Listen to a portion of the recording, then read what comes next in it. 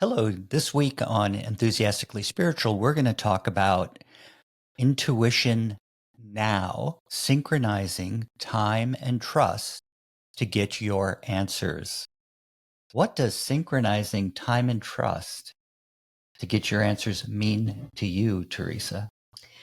Boy, this is a biggie because if I am not in sync with my timing in the sense of like if I'm in the right place at the right time and also working with those hunches, insights, and impressions, the subtle ways that spirit backs me, I may miss getting some answers or getting some insights for myself. So being able to be synchronized, and I love that word so much because that word to me is like coming together, Mhm. teamwork, um, with my guidance and what I'm here to do. Then I might miss something. What about you, Tom? What does synchronizing time and trust mean to you? Well, the things that occur to me is that, if I'm out of balance with my feeling nature, if I'm got a lot of feeling, but I'm not organized, I'm going to end up running around doing for everyone else and leaving myself out. So there's that situation that occurs. Another situation that occurs is if I'm over organized and I'm thinking and thunking and rethinking, but I don't have much feeling for something, so I don't really move into action, but I sit on the fence. In that, state of mind, then I blow my timing. So we're not in sync with the timing for myself, for the environment, for spirit. And that's why we might find ourselves, in effect, blowing our timing. So now, when a person's in balance with their feelings, and I'm always talking about our true feelings, that positive, active, loving part of us, the real me, and then I follow through on that feeling by organizing myself and take action, that's when I'm really synchronizing myself, my energy, my time, and working with spirit, just to double check or recheck that I'm in the right place at the right time. That's when it all kind of falls into place for me. Yeah, and so I really would like to, in the talking about the true feelings. So I'd like to share and talk a little bit about true feelings and emotions, because to make sure and just differentiate the two, so people understand that, because some people feel that emotions are our true feelings. So what is your thought about that, Tom? Well, emotions are like programmed feelings. And you might say that they're ways we've been taught to react to situations and the way that our society or our environment, reacts to certain situations. They're almost like feelings of the intellect. So it's not my true feelings.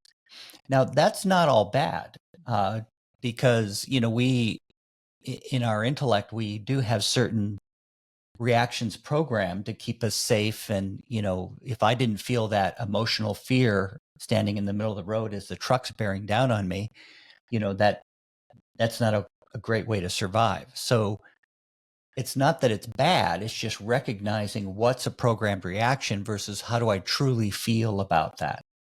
Because we really work from the perspective that, you already are perfect. You have all your own answers. You have all your answers. So what keeps us from, delving into those answers? And I think one of the reasons is that when we get, kind of an impression, we really don't take it fully down into the four ways that we, pick up impressions, or the four spiritual gifts we call them, or four types of intuition.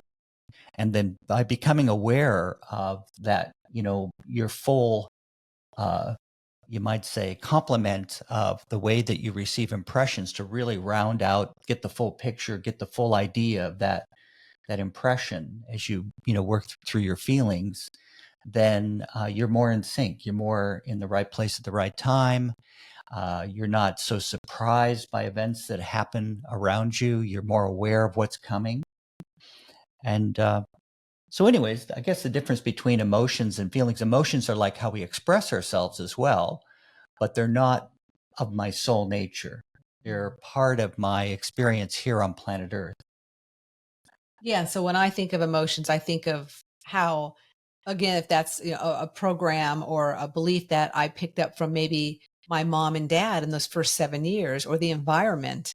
And depending upon, I know some people have very volatile first 7 years, and I didn't, but I did have, my dad was an alcoholic, so it did have some dynamics going on in the house that affect a little kid, right? And so, and who knows, maybe there was words, or maybe there was, some type of emotion that my mom, conveyed during times that my dad might have been doing his thing, or vice versa. And so I picked those up. And so those become a part of me until and like Tom's saying, it's not bad. We need emotions, because that, like if someone kicks me, I'm going to go, oh, like I'm not going to go, oh, I love you. And, that's fine. I don't feel hurt at all. I didn't break a rib. I mean, like these are part of our existence in this realm and in this human experience that we're all having. But recognizing some of those emotions that throughout our lives we can actually work on alleviating, because maybe that's something I don't need to carry on with me, because of the fact that that was something that I learned from mom and dad, and that's theirs, not mine. So that's what kind of came to me in the sense of the unfoldment. And as I see that, like the onion layers peeling back, right? So, we're human, having these experiences, having emotions, but we're really all trying to be more in balance, and we're getting back to that true feeling, that kind, loving part of us. That is our soul essence. And that's what every single person has when we come in, until we're then affected by the environment and those we live in. Yeah, for me, it's being, moving from how I truly feel, my true feelings, because here's the truth of it is we're all really positive energy. If I wasn't positive energy, I wouldn't be here. So we have this opportunity. We're positive energy. We're here to grow. We want to be here to grow. And we were enthusiastic about it. And Yeah, I like when we that word. first came here, or when we came back, and if you believe in that. So anyway, but our emotions will express, how we feel. And they move through that filter of our intellect, our culture. There's ways you express yourself in New York City that you couldn't get away with here in Des Moines. People have a different way of expressing themselves, and a little bit more low key out here in the Midwest. Yeah, so let's talk a little bit about that. I want to talk about the collective emotions, right? So, in the sense of what we're all going through and experiencing the last couple of years, and then with different political situations that are going on around the world, right? And so you have a collective group of people on either side that are highly stimulated together in emotions.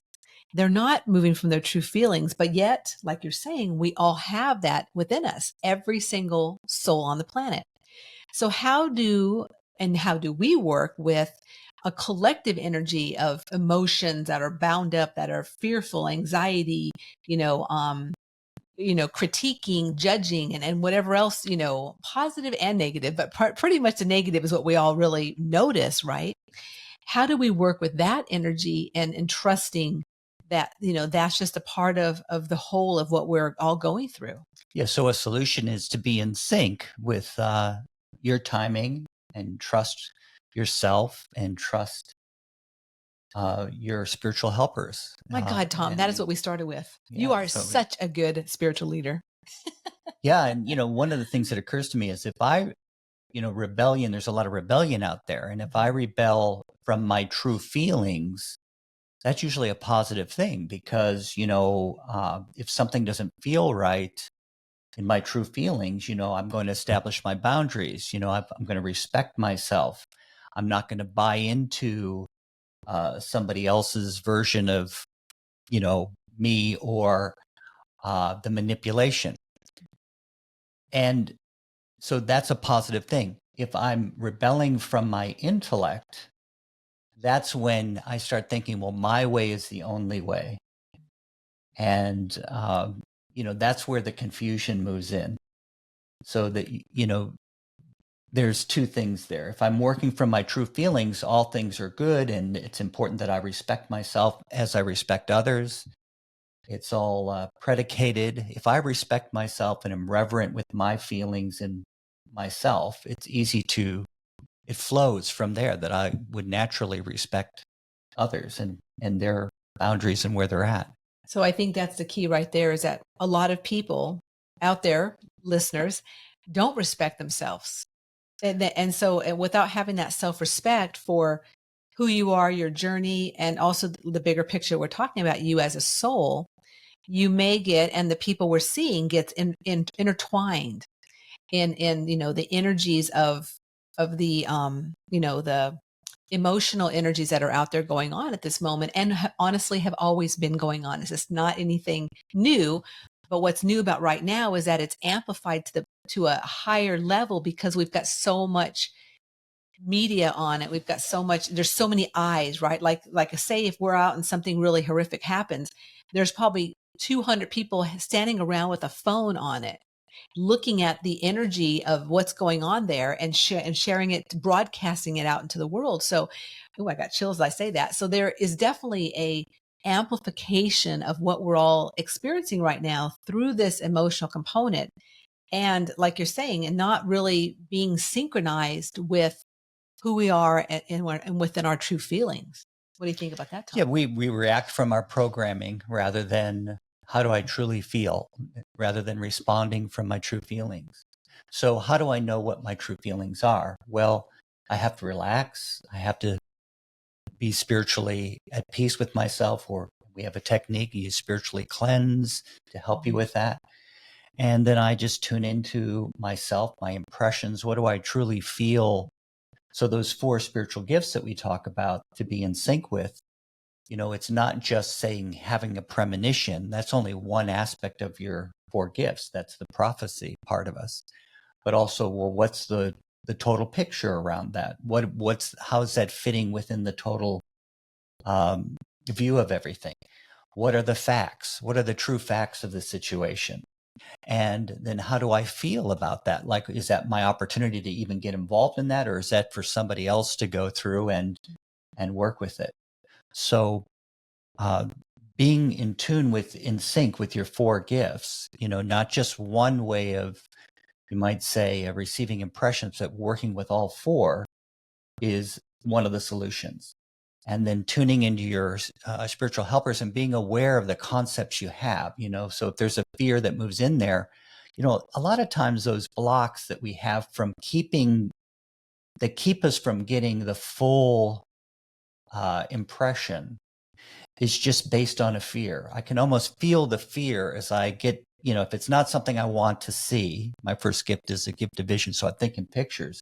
If that's not what I want to see, I might stop from getting the facts and then getting a feeling and then having that inner knowing of whether this is even any of my business or whether it's something I need to be concerned about. So once I take it all the way through and come back to my first gift, that's one of the solutions. So how do you do that? Well, you have to become aware of what your gift order is, and you work with your guidance to recheck, because they help us get an inkling and a better idea of what's truly, how I feel about it versus what I've been programmed with.